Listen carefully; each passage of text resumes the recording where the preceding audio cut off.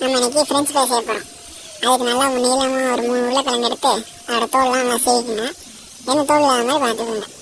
அதெல்லாம் எடுத்து ஒரு பாத்திரத்தில் போட்டு நல்லா அதெல்லாம் கழுவி எடுத்துக்கோங்க. நல்லா சுத்தமாக கழுவிக்கங்க. அதுக்கப்புறம் அதை ஒரு கட்டிங் போர்டில் வச்சு நல்லா நீளமாக கட் பண்ணிக்கோங்க. நம்ம கட் பண்ண எடுத்து நம்மளே நல்ல தண்ணியில் போட்டு அதை ஸ்டார்ச் கண்ணெல்லாம் நம்ம க்ளியர் பண்ணுறதுக்காக நல்லா கழுவி எடுத்துக்கோம். ஸோ அதை இருக்க ஷேப் பண்ணாமல் நல்லா நீளமாக இருக்க மாதிரி பார்த்துக்கோங்க.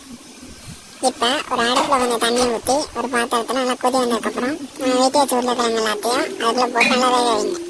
ஒரு 5 மினிட்ஸ் கரெக்டாக வந்ததுக்கப்புறம் குத்தி பாருங்கள் நைஃப் வச்சு அதை நல்லா உள்ள கொத்துச்சுன்னா ஸோ அதை எடுத்து ட்ரை பண்ணுங்க. அதில் இருக்க வாட்டர் கண்டென்ட் எல்லாமே போனதுக்கப்புறம் சோள மாவு, பெப்பர், சால்ட் எல்லாம் போட்டு ஒரு மிக்ஸ் ரெடி பண்ணி அதில் நல்லா அந்த உருளைக்கிழங்க நல்லா போட்டு மிக்ஸ் பண்ணிவிடுங்க. இப்போ மீடியம் ஃப்ளேமில் வச்சு ஒரு வாட்டி நல்லா பொரிச்சு எடுத்துருங்க.